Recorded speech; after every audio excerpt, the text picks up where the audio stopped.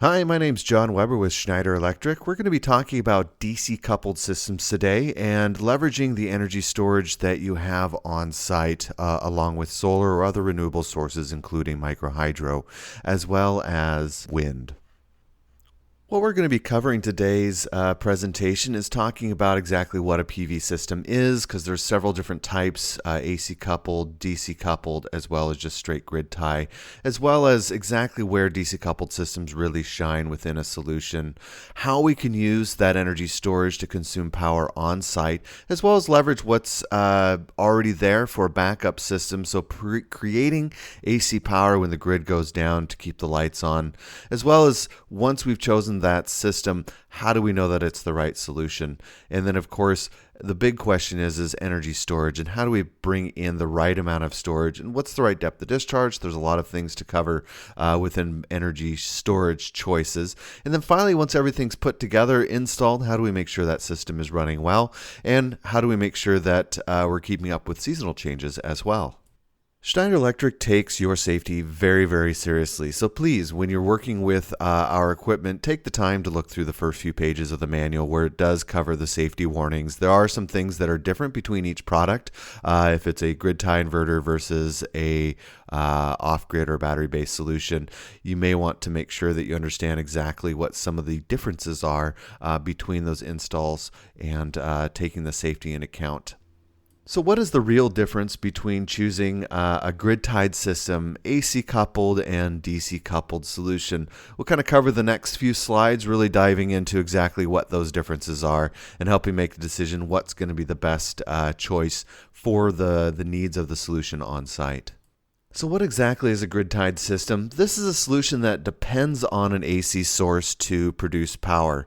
It won't work when that AC source isn't there. In essence, what it's doing is it's injecting current onto a sine wave. It is one of the most efficient ways of doing DC to AC conversion, but unfortunately, if it has a location where the grid is going to be inconsistent or frequent brownouts, that can create a situation where the system kicks offline and has to requalify an AC source.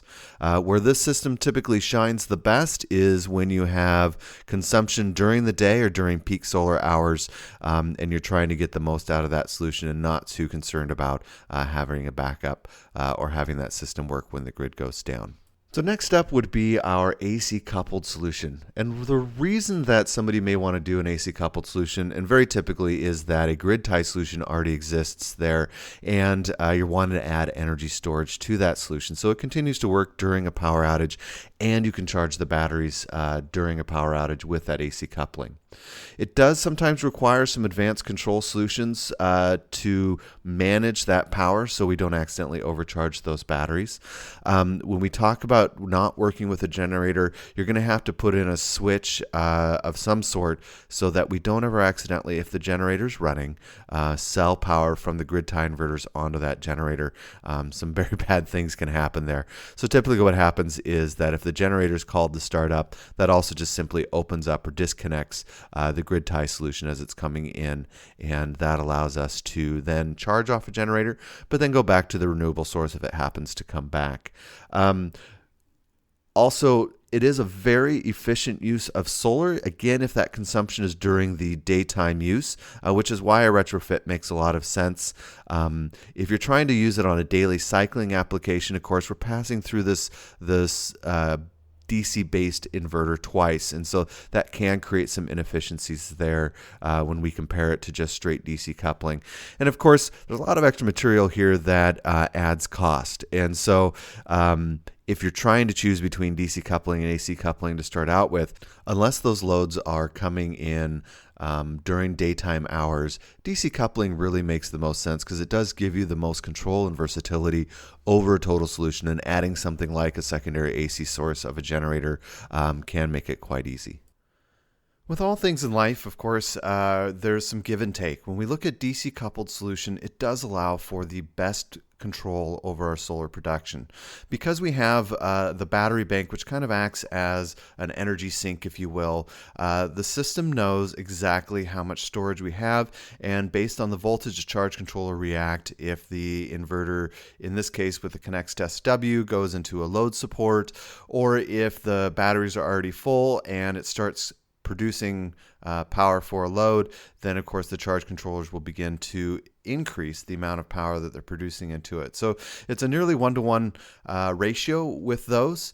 Generators are a pretty easy thing to add to a solution like this because we do have control over that battery bank, and we don't have to worry about with AC coupling power being pushed back onto it.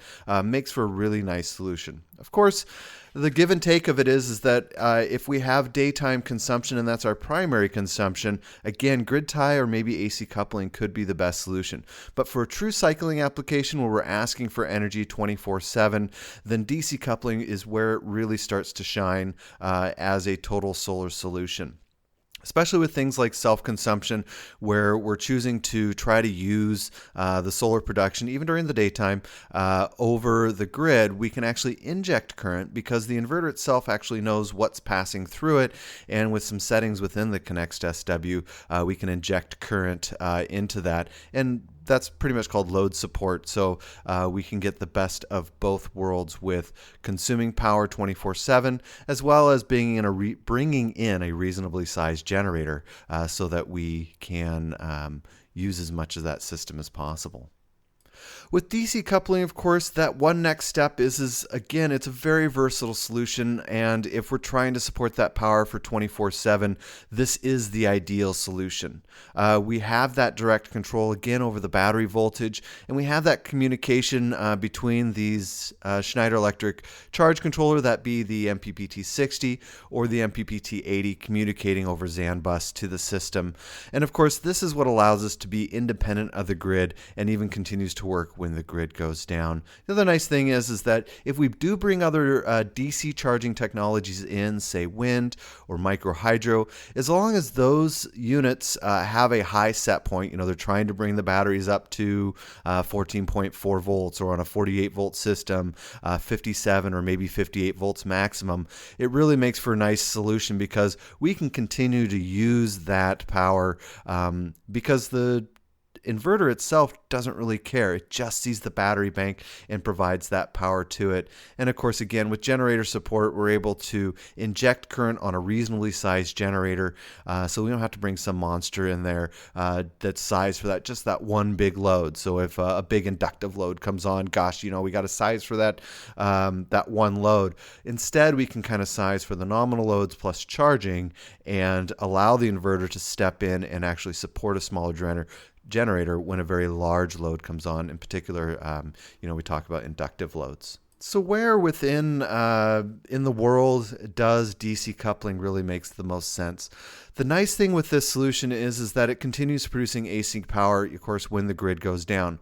But one step beyond that is that we can actually set the system up to be kind of picky when it comes to choosing power. And when we get into brownout situations, of course, we can say that enough is enough and disconnect from that source, saying that it's unqualified. And the really nice thing about that is brownout conditions can be very, very hard on certain electronics. And this will allow us to qualify that source and then disqualify that source once a brownout condition occurs. And then, of course, once the brownout condition goes away and we have some decent power, then we can simply reconnect to that AC source, begin charging, filling those batteries up, and from the power output side, we have nearly uninterrupted power throughout that.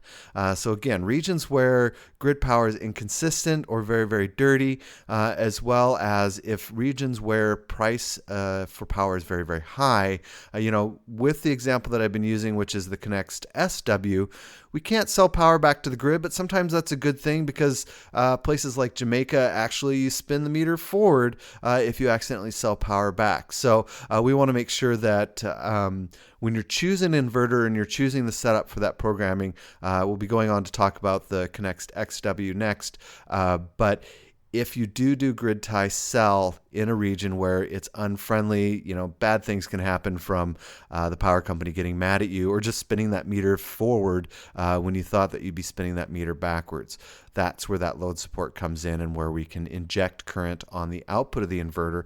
And, for the primary loads that are on that load panel, we're continuing to offset that consumption. So the XW Plus and leveraging energy storage. This is probably one of the best solutions for inverters that are battery-based out there in the world. And the reason that I say that is that the XW is a very versatile product. It can do backup power with very, very fast switching time. And again, qualify that AC source. And if it says, we're in brownout conditions, gosh, let's go ahead and disconnect. Along with that, the XW Plus can also do some of the similar things we talked about with the connects to SW, which is load support and reducing that consumption. And so if power prices are getting into the 30 or 40 cents a kilowatt hour, and that's US prices, then this is a system that's going to be a whole home solution for places like in the IEC. And so let's go ahead and talk about a little bit more on the IEC. So the IEC with the Connects SW, of course, we have a 60 amp pass-through. So if you have a 50 amp home main panel, this is a great opportunity to do basically what we call a supply side tap, if you will, where we're putting the inverter and the solar solution between the grid and the main panel. This is going to allow us to see absolutely every single load inside the home and be able to either pass power through to the grid or inject current onto it with a load support. Of course, ideally, if we can set this system up, we're only going to use the grid if we have exceptionally large loads, and we're only going to use that, if we have a large inductive load or something like that. But beyond that, our goal is to actually stop the meter.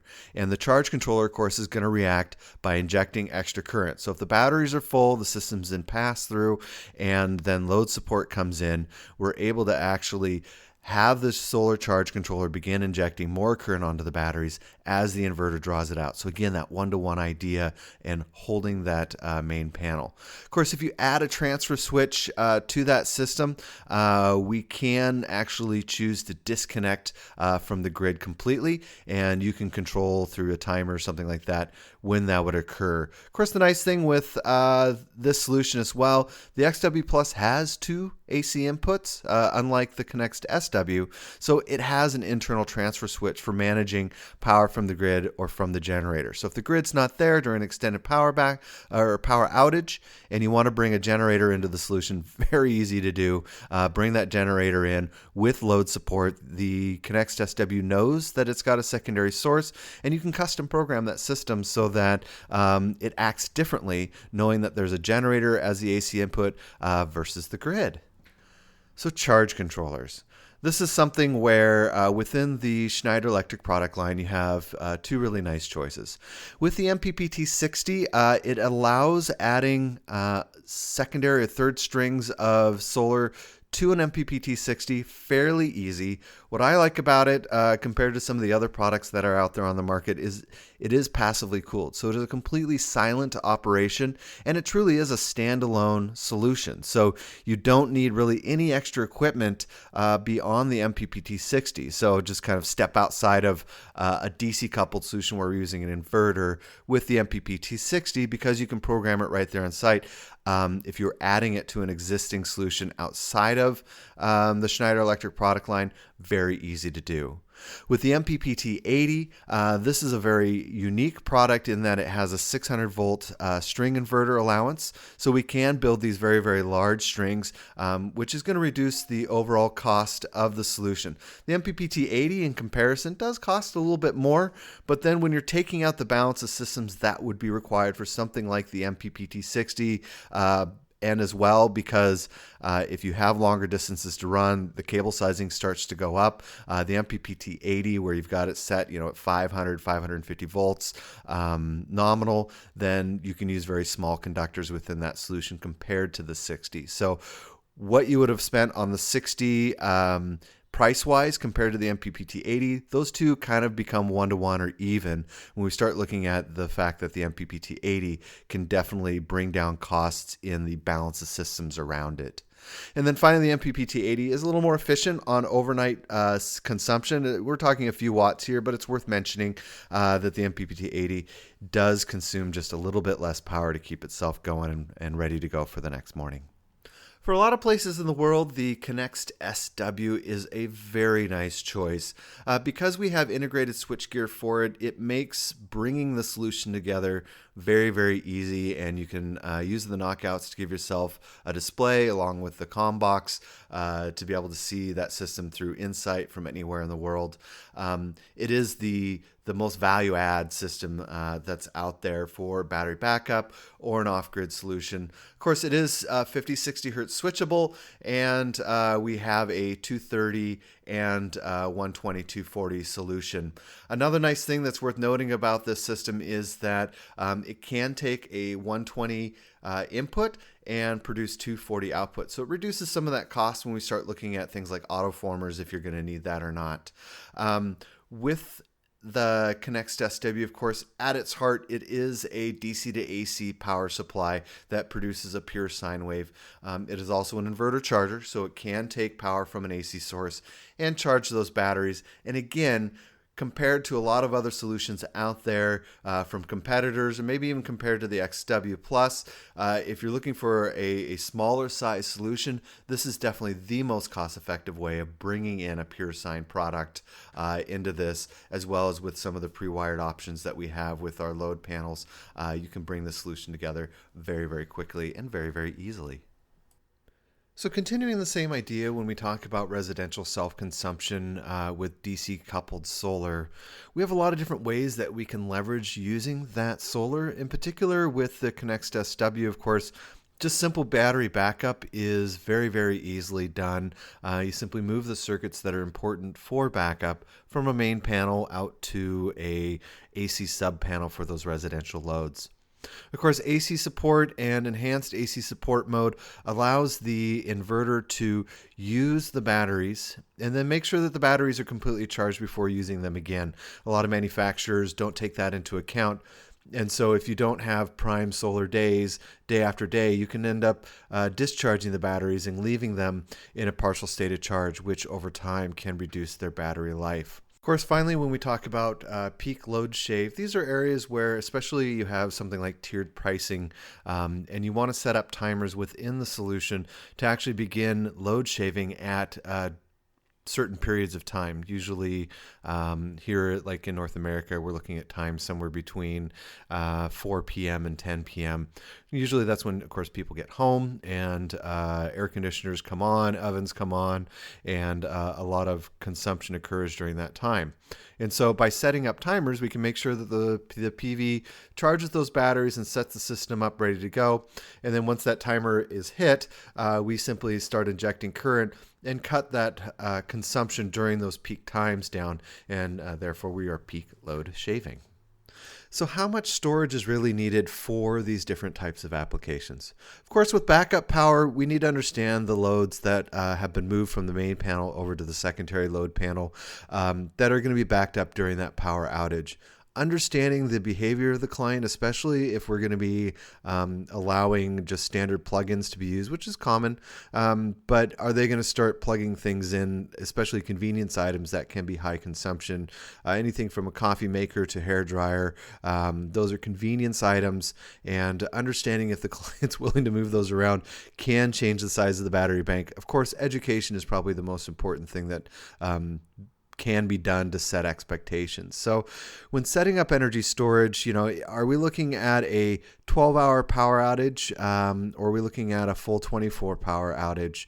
And when we set those times, we're talking about not having any available solar there. So if we take into account that on a 12-hour power outage, within the next 12 hours, let's say the power goes out at 6 p.m., 6 a.m. rolls around, the batteries are going to be exceptionally low, but within a short period of time, the solar is going to come in and start injecting current onto those batteries and start charging them up. So typically somewhere between 12 and 24 hours is the right size for sizing that system out, because we can take charging into account.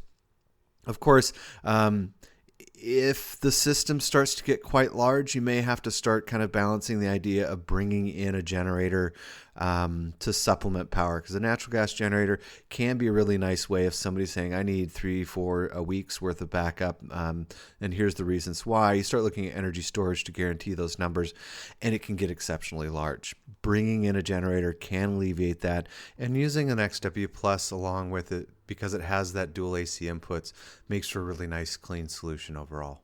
So when we look at self-consumption, we have a couple different ways that we can use that self-consumption.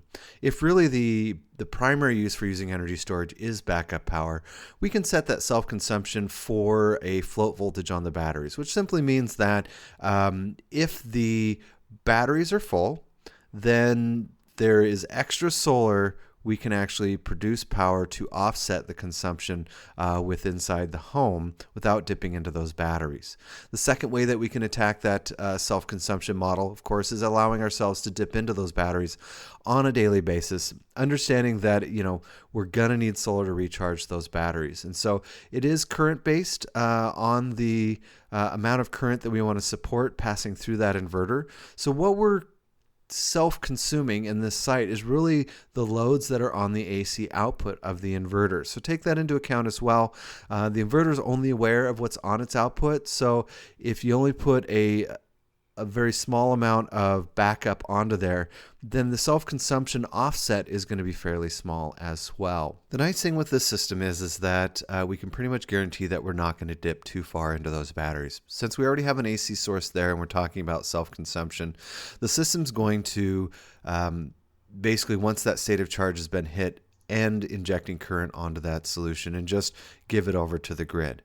Of course, we need to make sure that the next day when that comes around that we actually have enough PV there as a significant charging source to both cover the loads on load support as well as provide charging, because once we get back up into a higher state of charge, the inverter is going to start covering loads. We need to continuously inject current onto that system so that we make sure that those batteries get charged up and are taken care of. Again, improperly programmed or sized, we can run into a situation where the system has been overtaxed, and essentially those batteries are left in a partial state of charge day after day, which will reduce their life.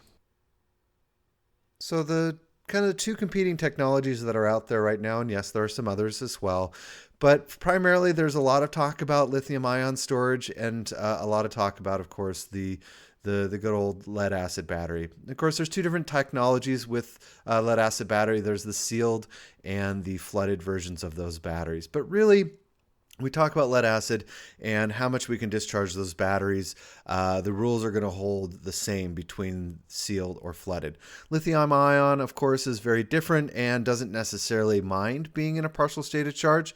So deciding how the system is going to get used and whether or not to take into account the increased cost that comes with lithium ion and how the batteries are going to be discharged needs to be understood as well. So with lead acid batteries, of course, we want to make sure that we're not discharging those batteries below 50%. And ideally, really, we need to make sure that we're not going below 25, maybe at most 30% taken out of those batteries. So we have a remaining state of charge somewhere between 70 and 75%. Of course, with lithium, it's very different. And again, they can be used in a partial state of charge and charged and discharged. So if you're trying to decide which technology that's going to go in there, based on the needs of the site, you may find that lithium ion makes a lot of sense, just simply because you don't have to change parameters as often. We'll touch on that in a little while. The actual cost that comes with consuming power out of batteries needs to be taken into account when we look at what the ideal customer is. We can see here in the top of the slide that the cost of batteries, and we're comparing kind of what if we put in twice as much storage compared to what is needed with a 50% depth of discharge, which we talked about in the previous slide. So everything being equal, 1,000 amp hours, 48 volts, and then we get the number of kilowatt hours of storage. The difference is the depth of discharge. So if we spent just $10,000 on a system, we can roughly expect around 2,000 cycles or a total life of about 48,000 kilowatt hours of storage out of those batteries. Of course, if we double that system in just the amount of lead that we're bringing into the solution and reduce that depth of discharge to 25%, the number of cycles more than doubles, and we get 120,000 kilowatt hours out of that system. So if we take that math into account, the number of cycles that we get down in the bottom right-hand corner, the cost and depth of discharge. So as the cost of the system rises because we are investing more lead into that original system, the amount of power that we're taking out each time reduces. And we get more cycles out of that system overall, and we get more than double what we'd expect to get. So at the end of the day, taking everything else into account, the cost at 10,000 is going to be about 20.8 cents a kilowatt hour to cycle those batteries at 50% depth of discharge. Whereas if we were able to double that battery bank and invest in $20,000 worth, or a 2,000 amp hour battery bank, the cost is around 16.8 cents per kilowatt hour. And you figure out the number of cycles that is, and suddenly that becomes a real number for cycling. And so please, really the point of this slide and what I want you to take away from this slide is that doing a 50% depth of discharge on a daily basis is not maximizing the value of the lead storage compared to a 25% removal of power, 25% depth of discharge each day. So if we're talking about self-consumption and using a DC coupled solution, one of the things that we have to take into account is the seasons. Batteries don't scale up well. So what we choose in the first place is kind of what we're stuck with throughout the life of the system. So adding additional storage after the first few months becomes unreasonable. And so we have to make sure that when we're using the system, especially for a self-consumption application, that we understand the summer season, we're just going to get simply more installation hours, and therefore we can guarantee that that system's going to get those batteries back up to 100% state of charge. Whereas maybe in the late fall, in the winter months, we just don't have as many hours of sun potentially. And so we have to change the programming to reflect that. So you decided that you do want to do a battery-based DC system. So let's talk about kind of what a real-world example of that system is going to look like. So this customer is residential. Currently, they're paying 42 cents a kilowatt hour. Summer hours is 8, winter is 3, and a yearly average is 5. So the grid can be unstable, especially in this imaginary world where we have storm seasons and they can lose power for a couple days at a time.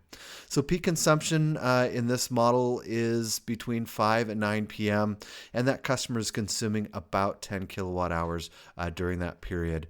A peak single load is about 3.5 kW, but continuous is about 1.8. So when we're designing the system out and thinking about what we need for this example system, of course, we have to take some losses into account as well so that we can calculate the right amount of PV for that solution. So typically nameplate PV is, in reality, we lose about 25% D-rate on that. Charge controllers take about 2%. Of course, energy storage, because we are going to be cycling these batteries, is another 10%. The inverters are 92% efficient, so that means that we need to take about 8% into account. And then finally, of course, that wire sizing needs to be taken into account. So we take these numbers here and we multiply them all together, and we end up with a number of about 40% efficiency out of that system. So we need to make sure that the system's a little bit bigger, up to about 40%. Of course, depending on where the system's located, cold, sunny days can change that PV efficiency. But really the other numbers, battery charger, the battery charge controller, energy storage, inverter, and wiring, those numbers aren't going to change too much, but the PVD rate can definitely be a number that changes depending on the location that it's going to go. So in this model, the number that we're looking at for 10 kilowatt hours with 5 sun hours on average, we're going to need about a 2 kW array. Take the inefficiencies into account, we multiply that number by 1.4, and we're going to need about a 2.8 kW solution to make this enough power for the system to work.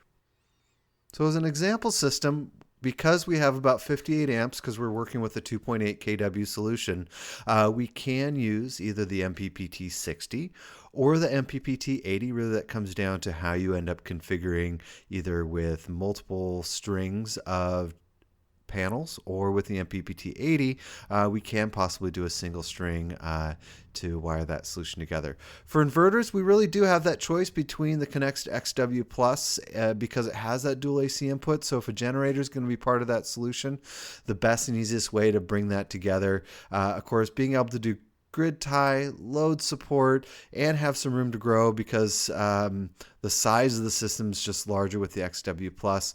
The Connext SW is the best value for this system. It does allow for a little more room to grow. You could arguably bring in a second charge controller without too much issue. And so it just comes down to really what you think that system is going to be used for now as well into the future. But for that example system, just moving forward, you can choose either direction to go, either the Connext SW or the XW Plus. For the example that I'm showing here, we're choosing the XW Plus, which this is the UL solution. I've chosen to go with the MPPT 60, partially because it allows me to just simply use the mini PDP load panel and be able to wire those charge controllers right in there. I am only going to need a single array with a combiner box up on the roof to run my final conductors down. Typically, when we're looking at standard over-the-counter panel, we're looking at an open circuit voltage of about 33 to 36 volts. That allows me to do 4 panels in series and 3 of those strings in parallel. Finally, the COM box to allow me to set up and configure the system as well as be able to see that system from anywhere in the world. The DC breakers for the charge controller, we have a 100 amp, 125 volt DC master pack, and then of course the 60 amp, 160 volt DC master pack is going to be the added pieces to this solution. So we've got it all installed and we're ready to see exactly how the system's going to behave. We can use the Connext Insight with the ComBox to be able to see that system from anywhere in the world and be able to see daily summaries as well. You know, one of the most important things that we can do when we're working with a battery-based solution is understanding exactly how that system's going to work when the power goes out. So again, education and setting expectations early is one of the most important things that we can do to help make sure that this system is going to go together correctly, and it's going to meet the expectations for the customer. Nothing worse than a disappointed customer along the way. This also allows us to see if there's any conflicting settings, checking for load support and whatnot, as well as just making sure that all the circuits that are part of the system or expect to be part of the system are in fact installed. So with the ComBox, we can actually go in and see the system, how power is flowing around there. And through that setup process, we'll be able to receive email reporting whether or not the system is got any errors or critical incidences. Also, we can make notes on the outside of the house, make sure that our production's flowing the correct direction. So if the system's been initiated and we're in load support, we should see that those numbers are moving a little bit slower on the counting for power coming in. Of course, we can also check battery voltage, make sure that the system's discharging the batteries at a rate that's expected. And as with the monitoring as well, looking at the historical data to ensure that those batteries are getting charged up each day and we're not leaving them in a partial state of charge. As we mentioned before, that can be critical when working with the lead-based solutions. Of course, the last thing is that we, again, and I can't reiterate this enough, we need to make sure that that customer understands exactly what's going to happen during a power outage. With the Connext Insight, we can see a system from anywhere in the world using the web interface.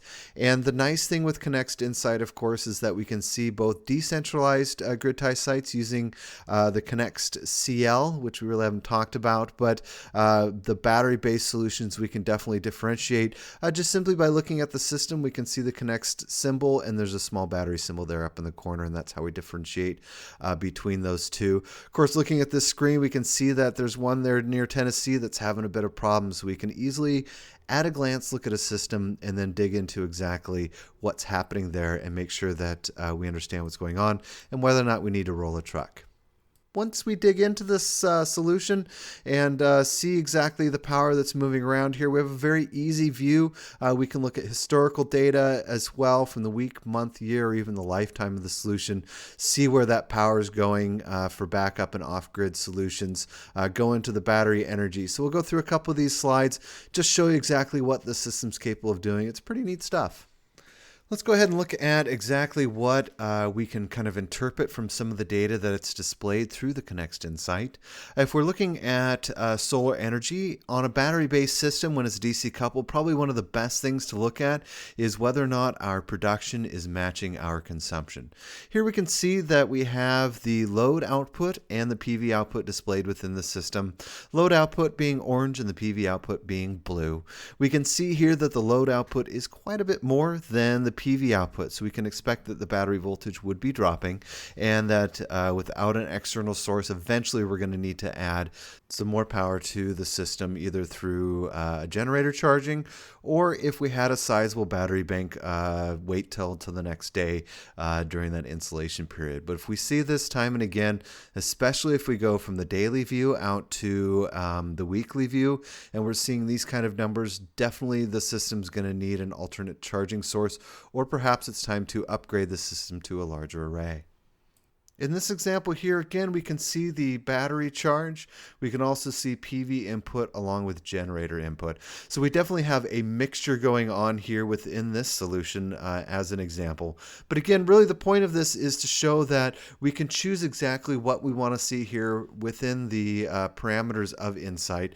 There in the top center, we can actually choose what we're going to be viewing along with which series of sources. So if it's gen input in one case or PV input as a whole in another. The versatility of Insight allows us to see and interpret the data as we need it and be able to display that in a way that is consumable both by ourselves as well as perhaps the customer to better explain the behaviors of the system and change their expectations, if you will. One of the things that I really do like about Insight is that we can actually capture how much generator power has been applied to the system. And this becomes important for a couple different reasons. One, if we're expecting to offset a certain amount of power each day using the generator, we can double check that. We can determine whether or not we need a larger array moving forward. But we can also see the number of or the amount of run time that's needed for the system, and therefore we can interpret how much generator time we've had as a whole. So if we're doing maintenance every 600 hours or 1,000 hours, just depending, this is a very easy way to see how much generator time we're doing without having to read a meter perhaps on site, which sometimes that's all the generators offer. Well, thank you so much for attending and checking this webinar out through our YouTube channel. If you'd like to see live presentations of our webinar series, please join us by going to the Schneider Electric website and checking out the company events section. So under solar.schneider-electric.com, choose the company drop down and then choose events. You can see where we're going to be somewhere in the world for some training, perhaps on site like we are here shortly for Solar Power International, but as well just our monthly webinars that we're doing. You can also see that and sign up for those events as well. So thank you again and look forward to seeing you during our next presentation.